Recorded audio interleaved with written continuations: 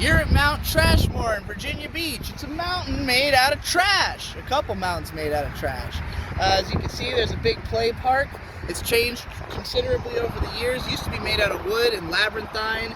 I loved it as a kid. Now it looks like a boring, safe, crap, plastic piece of shit. There's a skate park way down there as well. And a trail that goes around this whole mountain full of workout benches and cool shit. It's where you come if you want to work out or run around or be outside or take your kids and take your kites and fucking these big metal poles here vent out all the, gas that inevitably rises up from inside the mountain from trash being inside of it. They just recently built a stage down there, I guess. It's always been in development. Like the whole time I've lived here, there's always been something different about it every couple of years. Every time I come, I'm like, oh, they added that. But it's funny because it's right in the middle of the heart of town, so there's constant road noise from the interstate.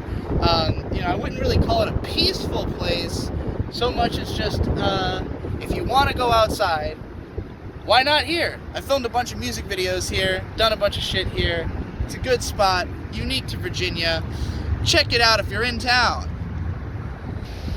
Once upon a time, Forbes magazine said that Virginia Beach was the best place to live in America.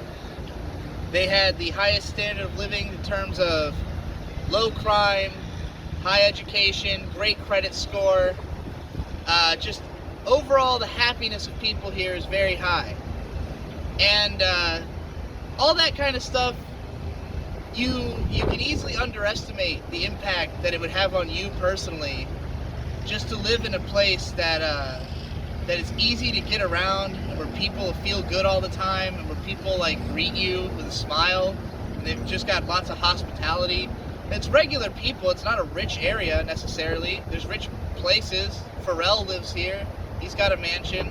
I can go look at it. But it's a great place to live cheap.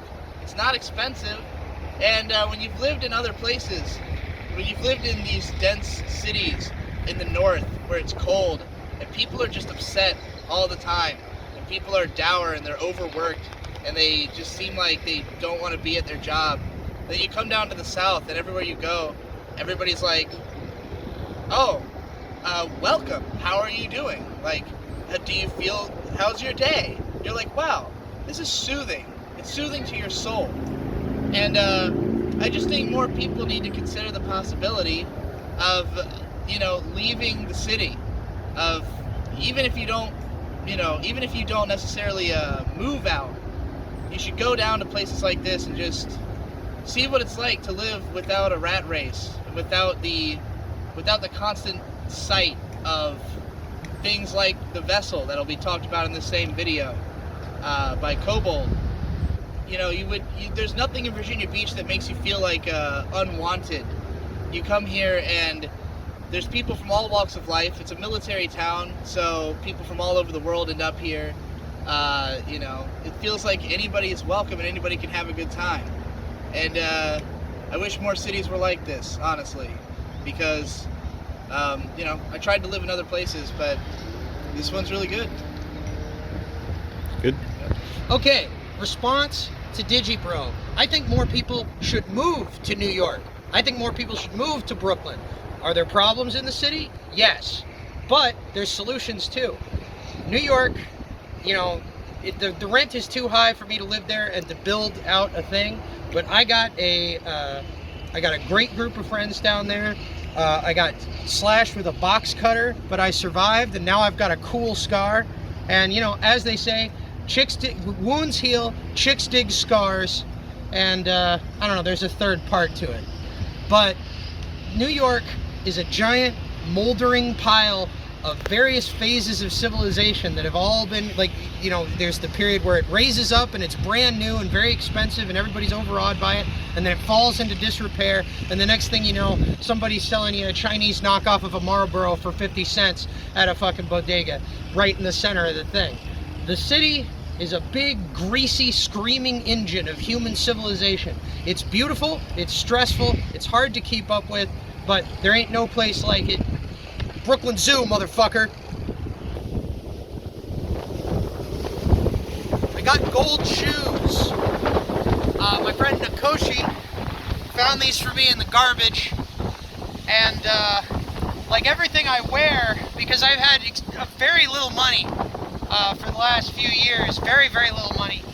Most of what I wear is donated, as is this beautiful deadwear shirt, or fished out of the trash, as is the case with this pair of pants, or this torn up fucking belt. So everything is scavenged. This is fun, man. The street finds its uses for things. Yeah, the street finds its uses for things, and so do I. So I got gold shoes. And let me tell you, every day I wear these fucking shoes, somebody compliments me. They say, I love your shoes, man. They seem to put people at ease. They make people feel happy. I feel like when I wear them, I feel like Max Fisher at the end of Rushmore when he's in the little emerald green suit. I just feel like a friendly little fellow. And it's a beautiful, beautiful thing. But I don't think these shoes are going to survive much longer. They're falling off of my feet. This is the last hurrah of the gold shoes era of Don Jolly. But it's okay, you know, because like you stand at this leeward point, you move into the waves, one phase of life ends, the next phase begins, and people throw tennis shoes away in Austin, Texas too, so I'll be able to fish a new color out before too long. Now going, yeah. What's up, guys? It's Cobalt. I drove from Illinois to New York City in 2 days. Crashed with my boy Adam in Cleveland. While we were in New York, we went and we saw the Vessel. It's a new development out of the Hudson Yards. It's possibly the most cynical art installation I've ever seen. It's extremely impressive on camera, but when you're there, it's almost like you climb up all these stairs and you realize you've paid $20 to be allowed the privilege of seeing the ultra wealthy live. And it's strange because you're looking around and you're seeing these glass-fronted buildings, like just the shops. They're the only shops that matter. And they've got fake graffiti behind glass walls, and they've got advertisements of guys in punk rock jackets. But like, if you look like that, you'll probably be fucking thrown out. So it ends up being this exhibition of extreme wealth in this sort of up-and-coming breakaway colony from the rest of the world. So you can live in the Hudson Yards and never have to see a poor person, except for the ones that are paying you to sort of have this like virtual reality experience where they can pretend like they live in the rich people world too for just 10 minutes. It's bizarre.